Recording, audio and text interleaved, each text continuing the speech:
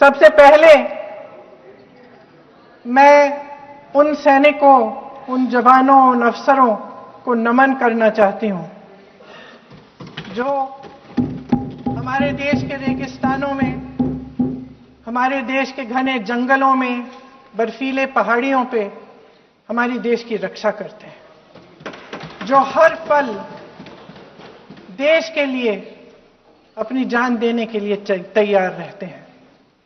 1948 से लेकर अब तक, जब से पाकिस्तानी रेडर्स ने कश्मीर पे हमला किया, तब से लेकर अब तक हमारी देश की अखंडता की रक्षा करने में उनका बड़ा योगदान है। हमारी आजादी अहिंसा के आंदोलन से हासिल हुई, लेकिन जैसे मैंने कहा, उसको कायम रखने के लिए हमारी सेना का बहुत बड़ा योगदान है। अध्यक्ष महोदय, कल मैं सदन में बैठी हुई सबके भाषण सुन रही थी। आदरणीय रक्षा मंत्री महोदय ने बोला, सत्ता पक्ष के कई मंत्रियों ने बोला। 1 घंटे का रक्षा मंत्री जी का लंबा भाषण था। सुनते सुनते एक बात मुझे बहुत खटक रही थी। उसके बाद जब दूसरे भाषण भी सुने आपके सत्ता पक्ष के, तब भी ये बात बार बार मेरे मन में आ रही थी कि सारी बातें कर ली, ऑपरेशन सिंदूर की बात कर ली, आतंकवाद की बात कर ली, देश की रक्षा की बात कर ली, इतिहास का पाठ भी पढ़ा दिया, लेकिन एक बात छूट गई। उस दिन 22 अप्रैल 2025 को जब 26 देशवासियों को अपने परिवार के सदस्यों के सामने खुलेआम मारा गया, तो ये हमला कैसे हुआ, क्यों हुआ?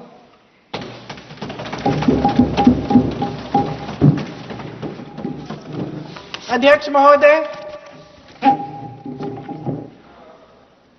ये लोग बैसारन वैली में, पहलगाम के पास कश्मीर में क्या कर रहे थे? आजकल पब्लिसिटी का दौर है, प्रचार का जमाना है। कुछ समय से हमारी सरकार ये प्रचार कर रही थी कि कश्मीर में आतंकवाद खत्म हो गया है, कि कश्मीर में शांति है, अमन चैन है। प्रधानमंत्री जी ने खूब भाषण दिए, देशवासियों को कहा कि चलिए कश्मीर चलिए, सैर करिए। कई बार मैंने ये भी देखा मीडिया पर, टीवी पर, कि कश्मीर जाइए, जमीन खरीदिए, अब वहां अमन चैन है, शांति का वातावरण है। इसी बीच शुभम द्विवेदी, एक कानपुर के नौजवान, और उनके पूरे परिवार ने तय किया कि वो कश्मीर जाएंगे। शुभम द्विवेदी की 6 महीने पहले शादी हुई थी। उसकी पत्नी ने कहा कि उनके बीच एक ऐसा रिश्ता था, प्रेम और दोस्ती का ऐसा रिश्ता था कि वो एक दूसरे को बच्चों की तरह हंसाते थे। सोशल मीडिया पर एक वीडियो भी जारी है जिसमें पूरा परिवार एक साथ बैठा हुआ ताश खेल रहा है और ऐसे हंस रहे हैं कि उस वीडियो को देख के किसी का भी दिल टूट जाए कि इस परिवार को इस तरह से उजड़ने क्यों दिया हमने। 22 अप्रैल 2025 को बैसारन वैली में मौसम का मिजाज अच्छा था। जैसे हर रोज लगातार 1000 से 1500 लोग वहां पहुंचते थे, उसी तरह से उस दिन भी तमाम पर्यटक वहां पहुंचे। वहां का रास्ता आसान नहीं है अध्यक्ष महोदय जी, जंगल से जाना पड़ता है, पहाड़ों के बीच जाना पड़ता है, घोड़े से जाना पड़ता है। ये परिवार वहां पहुंचे, मौसम सुहाना था, उनके बच्चे ट्रैम्पोलिन पे खेल रहे थे, कोई जिपलाइन कर रहा था, कोई चाय पी रहा था, तो कोई कश्मीर की सुंदर वादियों की ठंडी हवा का मजा ले रहा था। शुभम अपनी पत्नी के साथ एक स्टॉल पे खड़े थे। तभी अचानक 4 आतंकवादी जंगल में से निकलते हैं और शुभम को वहीं अपनी पत्नी के सामने मार डालते हैं।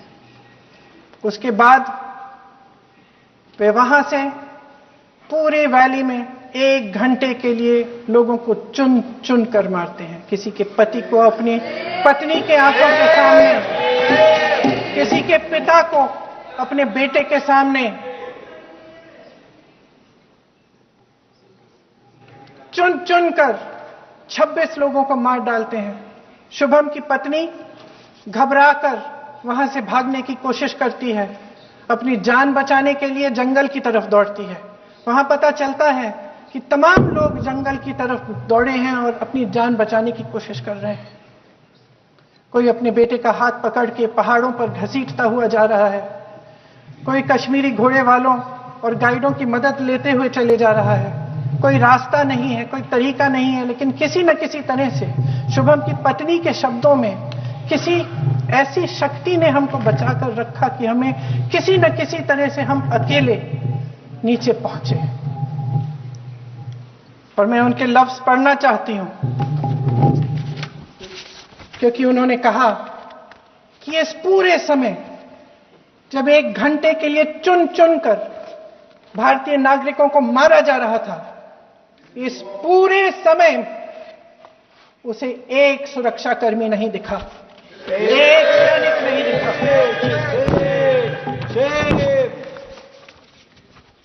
शुभम की पत्नी ने कहा, कोट, मैंने अपनी दुनिया को खत्म होते हुए देखा। अपनी आंखों के सामने एक सिक्योरिटी गार्ड नहीं था। मैं ये कह सकती हूं कि देश ने, सरकार ने हमें वहां पे अनाथ छोड़ दिया था। सिक्योरिटी क्यों नहीं थी वहां? वहां पे एक सैनिक क्यों नहीं दिखा? क्या सरकार को मालूम नहीं था कि यहां रोज 1000 से 1500 पर्यटक जाते हैं? क्या सरकार को मालूम नहीं था कि यहां के पहुंचने के लिए जंगल के रास्ते से जाना पड़ता है? अगर कुछ हो जाएगा तो लोग वहां से निकल नहीं पाएंगे। एक चिकित्सा का इंतजाम नहीं था, फर्स्ट एड का इंतजाम नहीं था, कोई इंतजाम नहीं था, ना सुरक्षा का, ना फर्स्ट एड का। इन लोगों को भगवान भरोसे छोड़ दिया गया। ये लोग वहां पे इस सरकार के भरोसे गए और इस सरकार ने उन्हें भगवान भरोसे छोड़ दिया।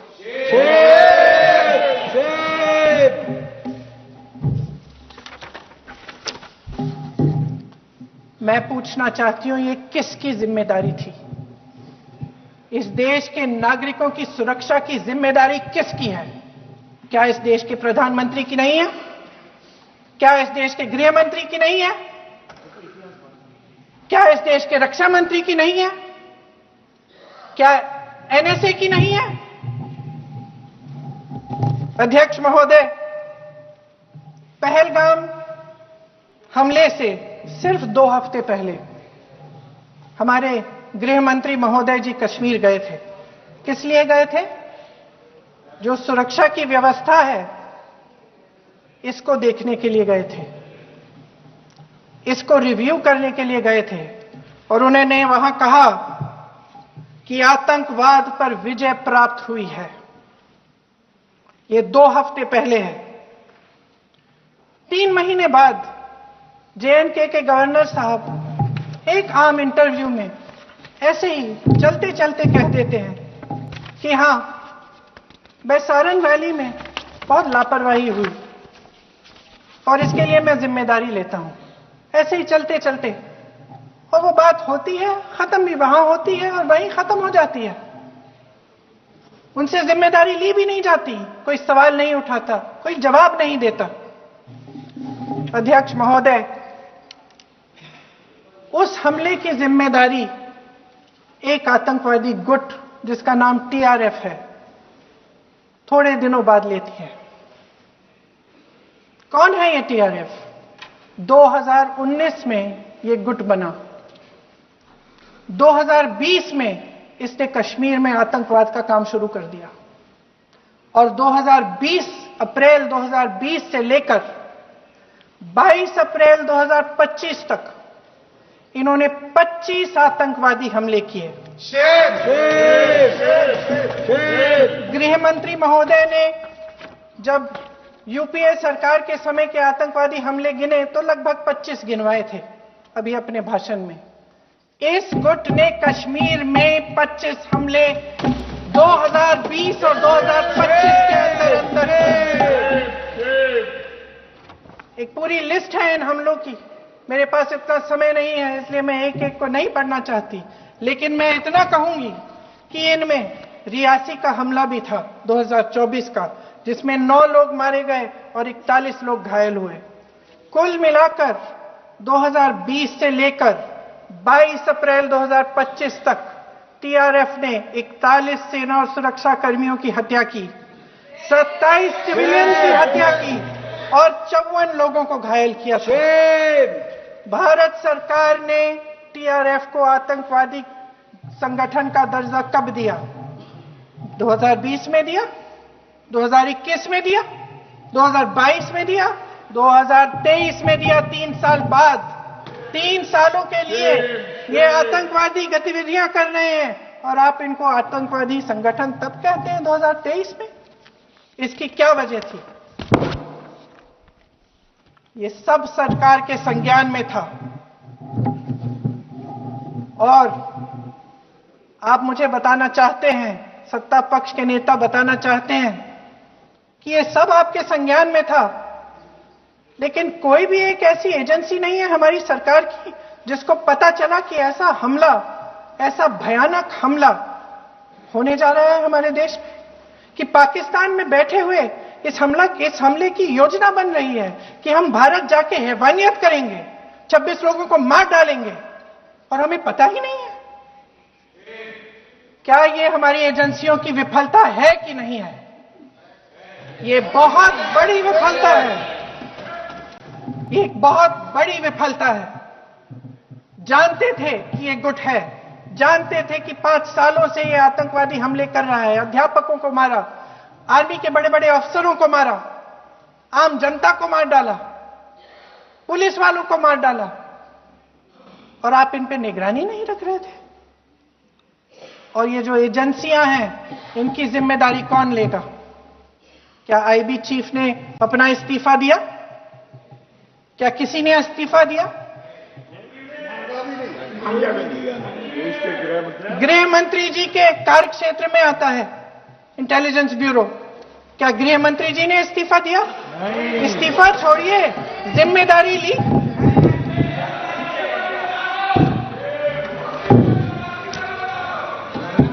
साहब देखिए, इतिहास की बात आप करिए, मैं वर्तमान की बात करना चाहती हूं। आपको तो एक बहाना चाहिए, आपको तो एक बहाना चाहिए। पूरे परिवार का नाम गिनवा देते हैं। अरे अपनी जिम्मेदारी खुद लीजिए। 11 सालों के लिए तो सत्ता में आप हैं।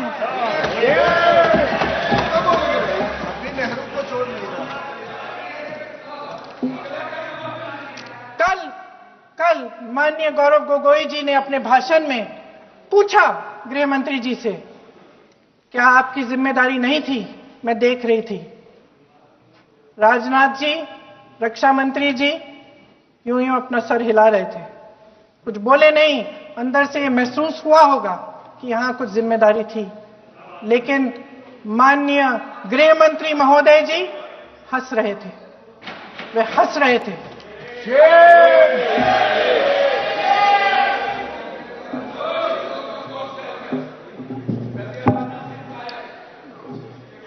अध्यक्ष महोदय, कल सत्ता पक्ष और आज भी सत्ता पक्ष के नेताओं ने 2008 के मुंबई के हमलों का जिक्र किया, बार बार कहा कि मनमोहन सिंह जी की सरकार ने कुछ नहीं किया।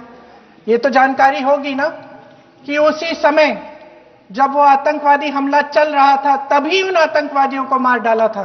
एक बचा था और उसको भी फांसी दे दी थी 2012 में। महाराष्ट्र के मुख्यमंत्री ने इस्तीफा दिया। देश के गृह मंत्री ने जिम्मेदारी लेकर इस्तीफा दिया।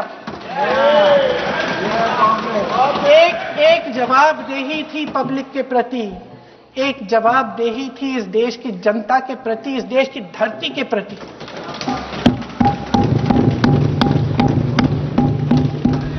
राजनाथ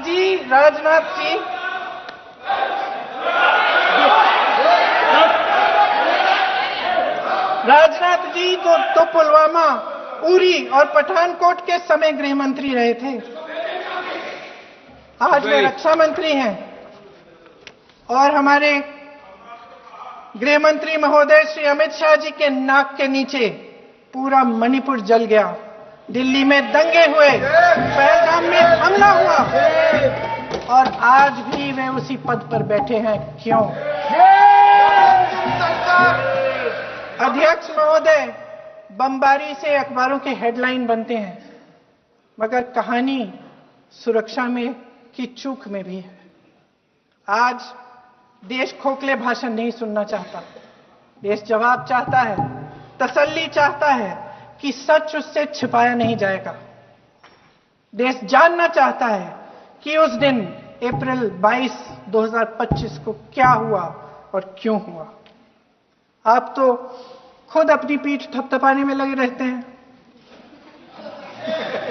सेना, देश, संसद से सच छुपाते हैं।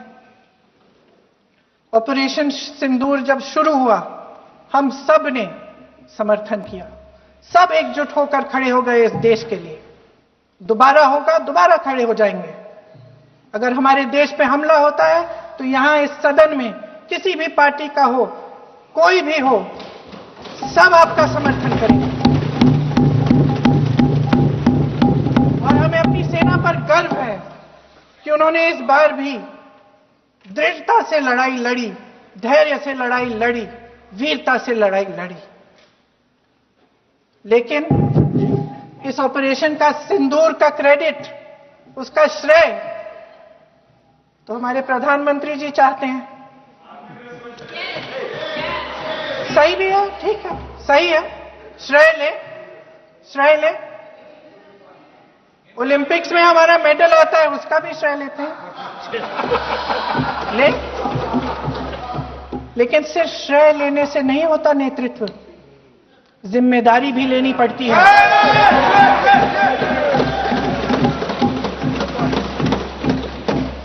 देश के इतिहास में यह पहली बार हुआ, देश के इतिहास में यह पहली बार हुआ कि जंग होते होते ही रुक गई है जी। और इस रुकावट का ऐलान हमारी सरकार, हमारी सेना नहीं करती, अमेरिका के प्रेसिडेंट करते हैं, अमेरिका के राष्ट्रपति करते हैं। ये हमारे प्रधानमंत्री महोदय की गैर जिम्मेदारी का सबसे बड़ा प्रतीक है। आज गृह मंत्री जी ने इस बात पर उल्लेख किया। उन्होंने कहा, उनके शब्दों में उन्होंने कहा कि पाकिस्तान के पास शरण में आने के बजाय कोई चारा ही नहीं था।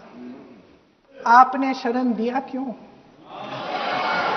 वो आते हैं आपके देश के अंदर, लोगों को मार डालते हैं और आप उनको शरण दे रहे हैं। क्यों दिया शरण? इसका जवाब क्यों नहीं दिया है एक भी भाषण में? जैसे ये बात उठी, शरण की बात की, हमारे गृह मंत्री जी ने इतिहास में चले गए। नेहरू ने क्या किया, इंदिरा गांधी ने क्या किया, यहां तक कि मेरी मां के आंसुओं तक चले गए। लेकिन इस सवाल का जवाब नहीं दिया कि ये सीज फायर हुआ क्यों, ये जंग रुका क्यों, और तब क्यों रुका जब दुश्मन के पास कोई चारा नहीं था हमारे श्रेय में आने के बजाय। क्यों रुका ये जंग? इसका जवाब नहीं दिया। धन्यवाद। आप देंगे?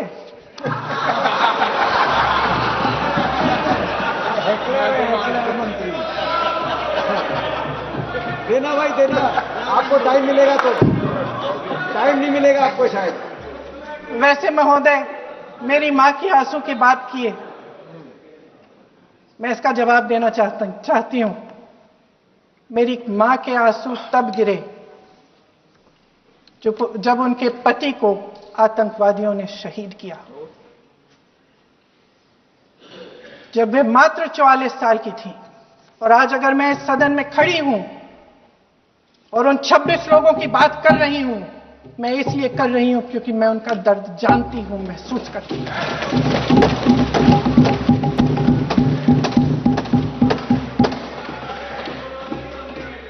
अध्यक्ष महोदय, मैंने कहा कि देश का नेतृत्व सिर्फ उपलब्धियों का श्रेय लेने से मजबूत नहीं होता। सफलता और विफलता दोनों की जिम्मेदारी लेने से बुलंद होता है। ये सोने का ताज नहीं है, कांटों का ताज है। अध्यक्ष महोदय, जब सरकार झूठी और कायर हो तो वे बहादुर से बहादुर सेना के साहस और पराक्रम को भी कमजोर कर देती है। देश को प्रतिशोध के साथ साथ सबके प्राणों की रक्षा का प्रण चाहिए। सेना की शक्ति के साथ सरकार की सच्चाई भी चाहिए।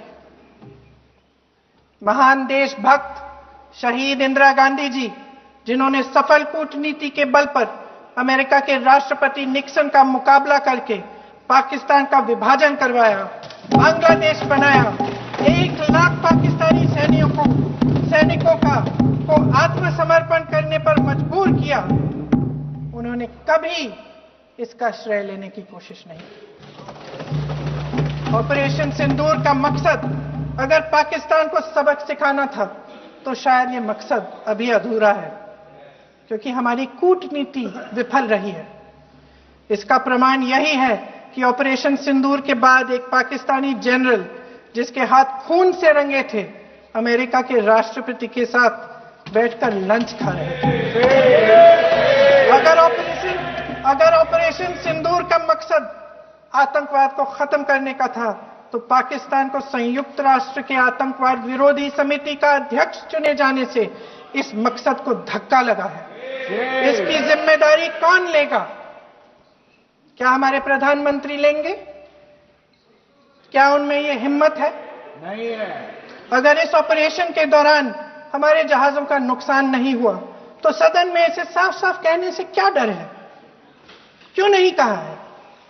कल भी रक्षा मंत्री जी ने कहा कि हमारे इंफ्रास्ट्रक्चर का नुकसान नहीं हुआ, तो जहाजों के बारे में भी बता दें, साफ साफ बता दें, क्या हर्ज है?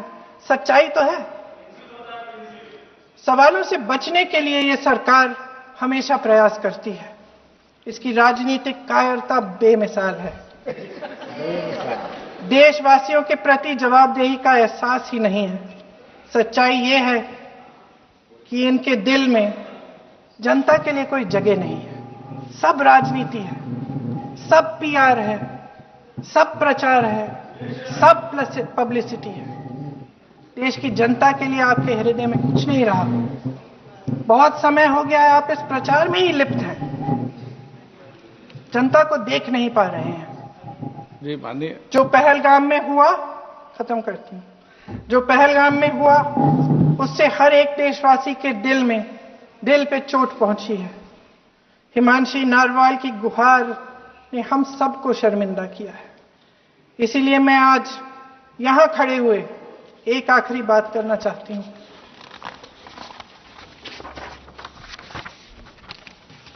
इस सदन में लगभग सभी के पास सुरक्षा है, सुरक्षा की व्यवस्था है। हम जहां भी जाते हैं हमारे साथ सुरक्षा कर्मी आते हैं। आपको भी मिल जाएगी, आप मंत्री बन जाएंगे, आपको भी मिल जाएगी। मैं मजाक की बात नहीं कर रही हूं, थोड़ा सा धैर्य रखिए। उस दिन पहलगाम में 26 परिवार उजड़ गए। 26 लोगों को अपने परिवार के सदस्य के सामने मारा गया। 26 बेटे, पति, पिता गुजर गए। उनमें से 25 भारतीय थे।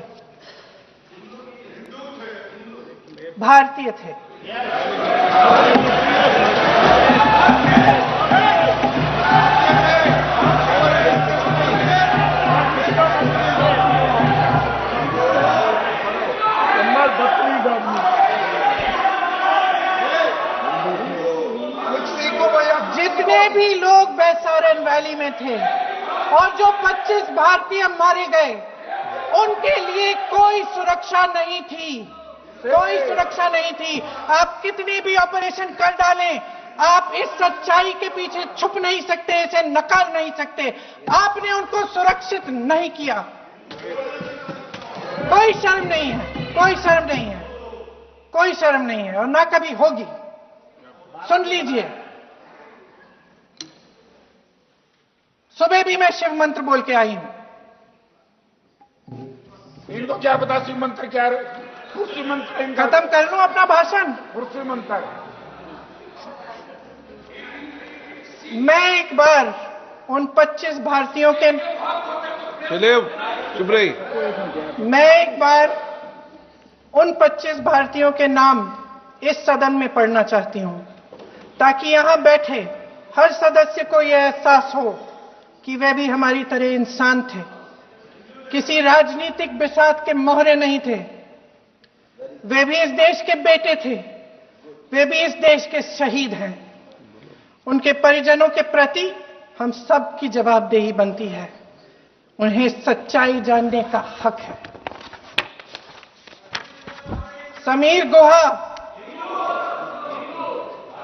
भारतीय, बिट्टन अधिकारी, मनीष रंजन, हेमंत सुहाग जोशी, विनय नारवाल, सुशील नथनियल, अतुल श्रीकांत मोने, सैयद आदिल हुसैन शाह, माननीय मंत्री रामचंद्रन, संजय लक्ष्मण लेले, माननीय प्लीज दिनेश अग्रवाल, दिलीप दिल से, प्रशांत कुमार सतपति, JS चंद्रमौली, अब बोलिए, अब आराम से। JS चंद्रमौली, यतीश परमार, S मधुसूदन राव, माननीय सदस्य, नारेबाजी का सदन नहीं है। शैलेश कलाटिया, ये तरीका ठीक नहीं है आपका। मंजुनाथ राव, कौस्तभ गणबोटे,